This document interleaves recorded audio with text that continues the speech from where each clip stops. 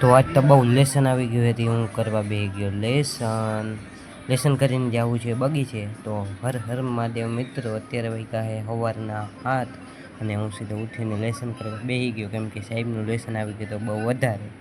અને પછી લેસન કરીને પહોંચ્યો મેદાને, ત્યાં રમતા હતા બધા ક્રિકેટ, ને ત્યાંથી પહોંચ્યો બગીચે મારે જવું હતું સ્પેશિયલ એક્સરસાઇઝ કરવા માટે. હું દરરોજ જાઉં છું મારી બોડી અને મારી હેલ્થને સુરક્ષિત રાખવા માટે.